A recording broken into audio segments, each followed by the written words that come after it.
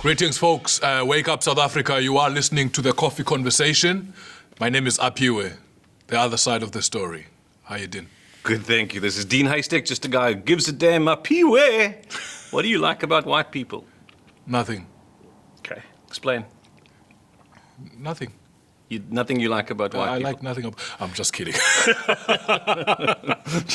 I almost panicked. Well, maybe they are money. Okay.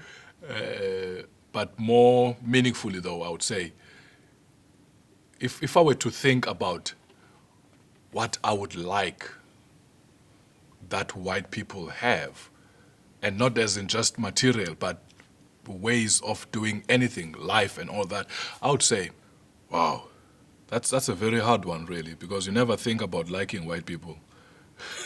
I think that's true, but dig deep. Yeah, you never think about... Okay. One of the things I've admired, I'll tell you that, one of the things I've admired is the way they train their children to be independent. The independence that is taught at a very young age. I'll tell you, there was a young man that I was so surprised that he's actually paying rent at his father's house. You know, he's staying at home. And the father is like, you need to pay rent and all that. And they're talking, laughing, but I sensed that was true. He was actually paying rent. And so I was surprised.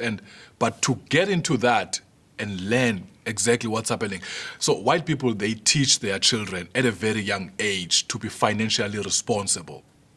And that is something that I think is missing, or that I know is missing, in the black culture at least, I would say that. Because you have 30-year-olds that are still staying with their mothers. And so, yeah. And again, there is more. There is more that you can say. And again, the interest in entrepreneurship.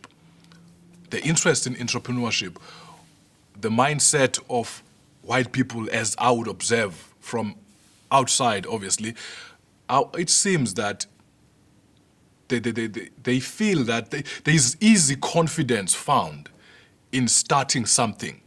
There's this confidence that one day I'm going to have my own business, I'm going to have my own company, and the authority. I think it's all the culture of whites. It is very good for the child that's coming up, about to face the world.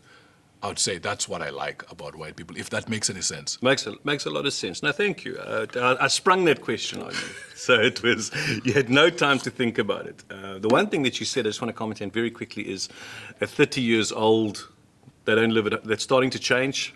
With the new way that things are happening, it seems like more and more... Yeah, but that's very unwhite. It's very... That's very unwhite. Can I ask you another question? What do you dislike about white people? The list is long. Okay, I'm going to try and make it short then. Nothing. It doesn't have to. Nothing.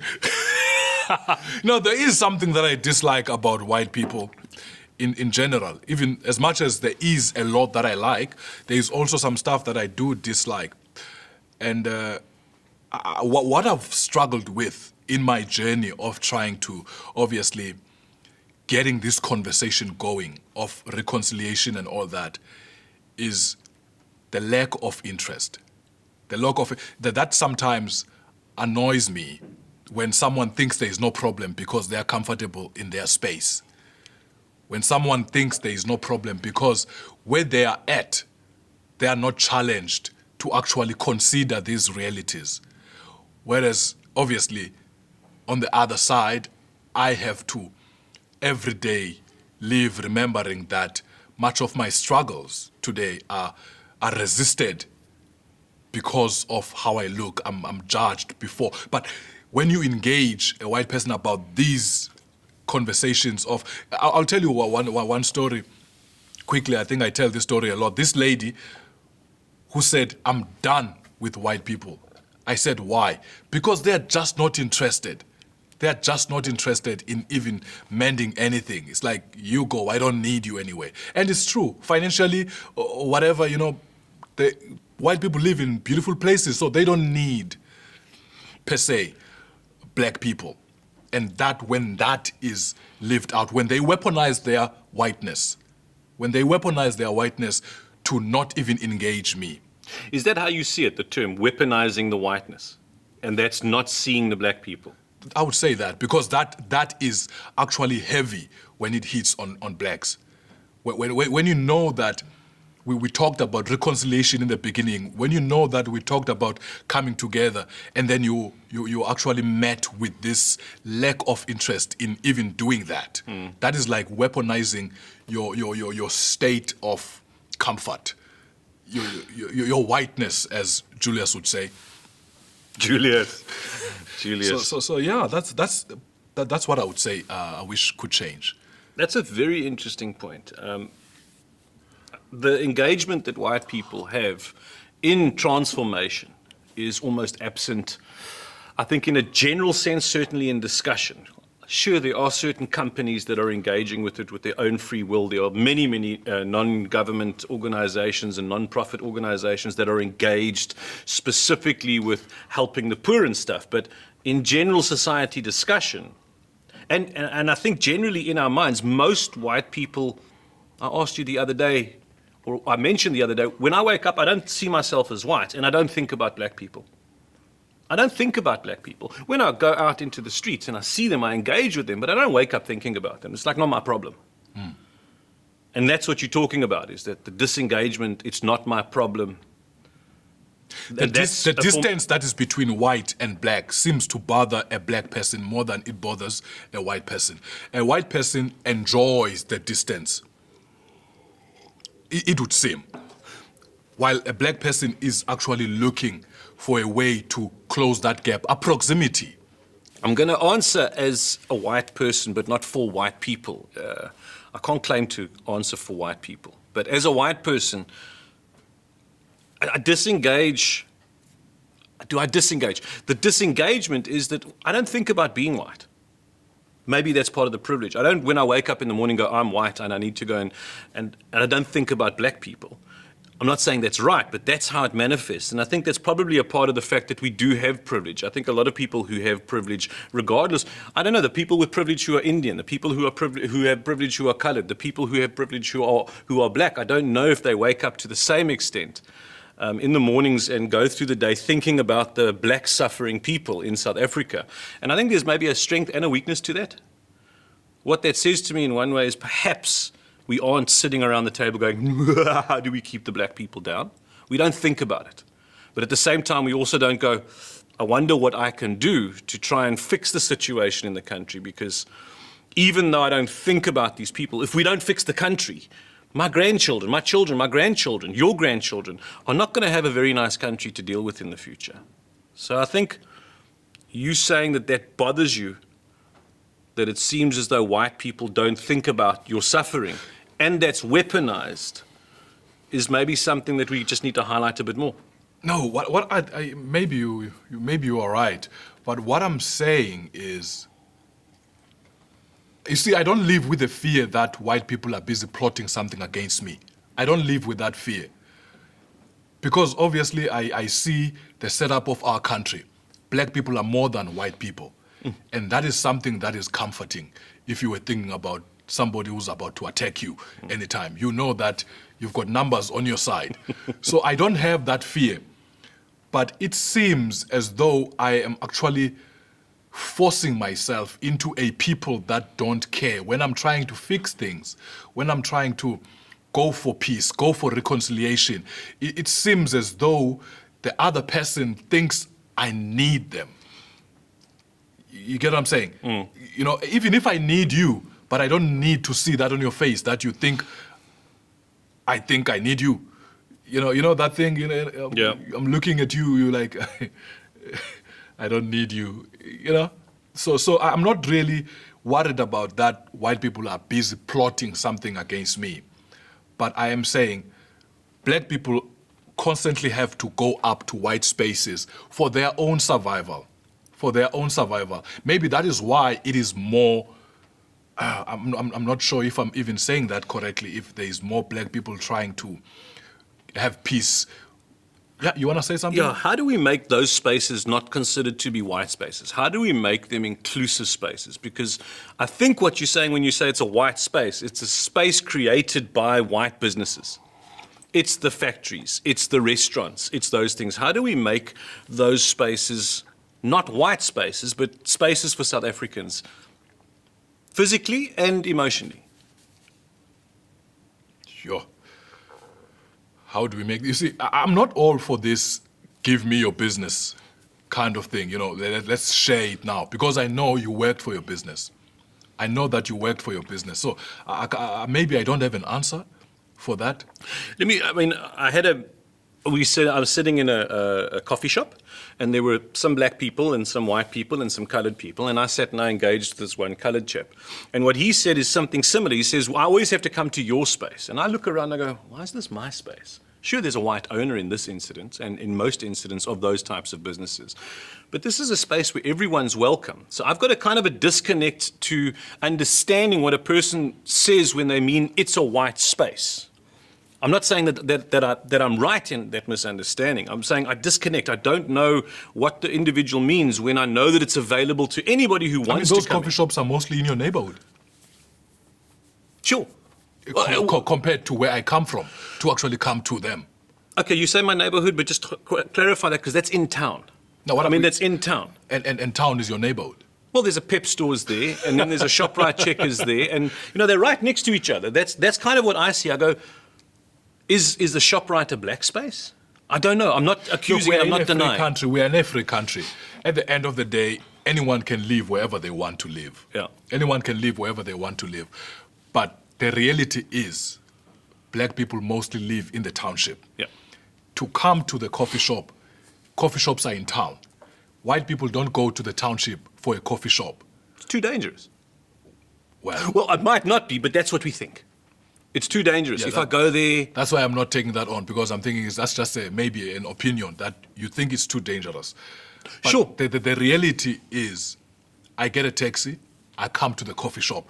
You can walk if you want, but out of your privilege, you drive if you want also. Okay. Listen, you said to me the other day, we got to bring this up because it was funny, is that you made a joke with me when we got out the car. You said, Dean, you're driving home. That's your white privilege. And I thought about it and I went, and if I gave you a lift home, that would be your black entitlement.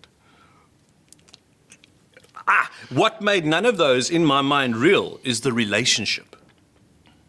The fact that you and I have a relationship, that we have a friendship, that we're working on stuff together, that there's this understanding to not even have all the answers, but to fight our way through and try and take as little offense as possible, because you can be an offensive person, and so can I, because I'm pointing fingers at you apparently. But the fact that we've engaged in that was just a joke. Okay. So that fact that we've engaged in that, I didn't feel threatened by you making the statement. I could see it as a joke, but I did think about it, and I went, okay, well then how does the white privilege exist in that system when me giving you a lift home would have been black entitlement potentially? So it was a joke, but it was something which we could engage with because there's relationship. Is maybe relationship between South Africans the antidote to the toxins of the statements? But then it's, again, as much as that is true, that relationships is the antidote to animosity. But how do you build a relationship with someone that is not interested? Because the answer is, that's exactly what I dislike. Okay. That's exactly what I dislike. You're trying to build relationship because you see what it's going to take. You see where this is going. But the person who's now in South Africa saying, I'm oppressed, oppression is coming my way, this thing is going vice versa, is not entertaining those who try to have relationships with. You're looking down on them instead of holding hands, trying to build that bridge so that we don't get to kill each other at the end. There isn't much of a voice allowing us or giving us permission to do that. You towards me as a black person to a white person, as a white person to a black person. I find that a lot of the conversation that you hear from the authorities is divisive. It's telling us to stay apart. That's then reinforced by aspects of the media. I shared the story the other day with the media personality who said the only racism that he ever sees is white on black racism. And I go, really? The only racism you ever see? And I wanted to challenge him, and I did. I actually phoned him on radio and I said, I'm concerned with that statement because it's divisive. And if you can name for me 5 incidents of racism in South Africa this year where it's white on black racism, then maybe we can look for the 5 incidents of the other. And he actually can't. He has to think about The one incident a few years ago of the lady who swore after she was hijacked and now she's in jail. The one incident of the guy who made a video on the beach. The one incident of the guy who 2 years ago or a year and a half ago now in the mall attacked a security guard. They're not happening in 1 year, yet every incident is publicized. And there's not an enormous amount, but it gets an enormous amount of focus. And that being said, is the voice that is being spoken to the people of South Africa one that's forcing us to want or allowing us to disconnect? Because it isn't asking us to actually unify in the real sense. You know, very simply, somebody will say one thing, but then they'll do something else. So what they say means nothing, it's how they live. Is there a platform for us to engage the way that we actually want to? You and I want to, maybe many more black people want to, and maybe many more white people want to. You know, I often say this.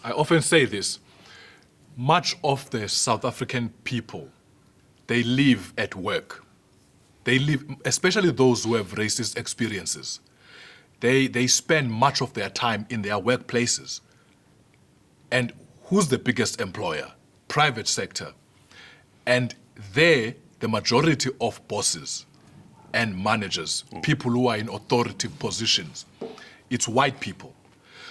It's the feelings they come home with from that space that makes what these politicians are saying hold any value.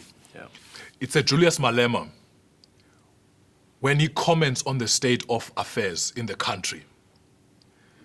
When he comments on that, he speaks to a heart that goes like, yeah, I just had exactly the same experience as the one he's outlining.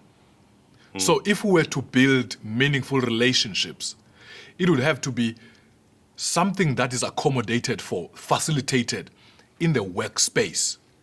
In the workspace, and it has to be a conversation that is actually held in that place. I'm not saying now they must turn their business into this community rehabilitation center from the apartheid and all that. Beanbags. You know, Beanbags that everyone can lie on. No. It's something that has to be a comfortable conversation, as uncomfortable as it is. It has to be a conversation that a manager is able to say, you know what, guys, let's have this workshop. Let's work things through. We know this is what we are. Because now it seems that we want to live, especially because when you said you don't think of yourself as white, you don't always think that. You don't move and live your life thinking that I'm white. Maybe that is part of the problem. Yeah. Maybe that is part of the problem because I see you all the time that you are white. And the way I relate with you, it's always from that which I see. You are white. And that does things to me, obviously, that are imparted by all of our history. Yeah. So in the workplace, this conversation can be facilitated and relationships could be built. I think it's a perfect place to do it because the power for the solutions in South Africa doesn't lie with government. A bad government can destroy us, but a good government can't save the country. All they can do is give a platform for us to do well. So the real solutions actually lie in the interactions within the people and in industry. Because that's the machine of the country. And that's where they spend most of their days. That's where they spend most of their time. Yeah. So you know. You know, you mentioned Julius Malema, and I don't want it to be without being noted that one of the reasons I think that Julius Malema is so effective and powerful in speaking to the people is that he speaks the language of the people. He seems to be, him and the EFF seem to be the only ones who are actually speaking for the impoverished. You know, you mentioned that most people go to work. Apparently, statistically now they don't. We're actually sitting at almost 50% unemployment in South Africa. In March, it was 30.1%. They gave new figures, but the real figures are an extra 3.5 million people that have gone into unemployment. So that many people aren't even at work now. But workplace is where the main experience is. And Julius Malema seems to speak for the people, those other ones who don't have the work. Nobody else is speaking for them. And I think he does it really, really well. Even though I don't disagree with what he wants to do, I think we can learn lessons that those people need to be spoken for. In the workplace, you describe to me and tell me a little bit more about it, the feeling of, on a Sunday, the workers say, Pharaoh is calling. Oh yeah, that's just, obviously you have fun on the weekend. And the workplace is viewed as Pharaoh's domain, the Egyptian Pharaoh, the slave master. We're going to work is going to be a slave. You know, we understand that. We understand that this is not something that we would want to do out of our own. And then again, it's all with how you feel when you are there. You know you are not at home. You know you are not in a space where you own anything. You don't because there is no ownership. There is no ownership taken, even the pride to the job that you are doing. It's just you slaving. You bring your energy. You know what's so interesting about the terminology that you use is that very often, because I've had a company before, but I've also worked for companies as the employee, mostly got fired from one too, funny enough. And I see the language on both sides is almost the same. So the employer, when I was an employer, my feeling was, geez, like these guys are just coming here to milk me. They're not taking ownership of anything that they have to do. They only want their paycheck. And I wasn't only referring to black or white. My employees were a mix. And my feeling towards my employee was they're here for the paycheck. I'm like the cow that they're milking. And the language from the employee, when I was an employee myself, was very similar. Is they just want me for my labor. They just want me for what I can give them. So the language is actually the same. We see each other the same. The employer might see, oh, I'm the cow that they're just milking, and the employee is like, you gave the term, I'm the oxen that they just want to yoke and get me to do all the hard work. Yeah. And is the difficulty that we're just not seeing each other as human, maybe? Because if I can sit in the employer situation and go, they're not an employee, they're humans. And there's a job that we need to work through in order to get cooperation. And when I'm an employee, go, they're not an employer, they are humans first. Can we see each other as human in the workplace? That is actually the needed attitude. Because when you know the human that's working for you, when you know the human, and you can only know the human that's working for you if you have a relationship with him. But when you know that human, you will even know exactly where it's best suitable to use him.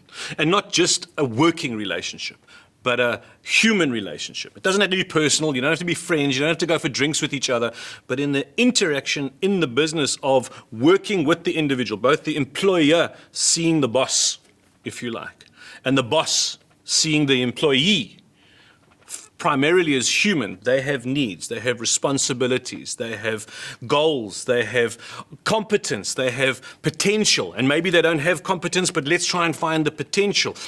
And cooperation with each other. Potential is something that is found in humans. And if you don't see a human, you can't see a potential. 100%. When the baby's born, it's useless.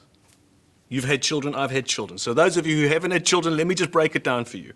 The absolute useless blobs of pain, suffering, not enough sleeping, but of potential. And it's not to see the employees as children or to see the employees as grown-ups, but we're all learning. And that's the role of the child, is to learn and grow.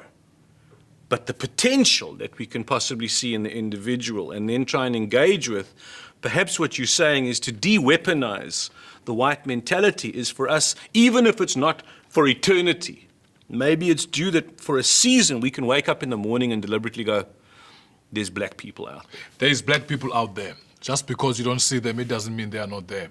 Doesn't mean that they don't have problems. Doesn't mean that they aren't suffering. Doesn't mean that I don't have actually something that I can maybe even contribute, because in my privilege, if I want to hold on to it, I've got to not share what I have materially, but allow perhaps people to also enjoy the good things that I enjoy. That's where we're at. My name is Dean Haystack, and I'm just a guy who gives a damn. And this is Aphiwe, the other side of the story.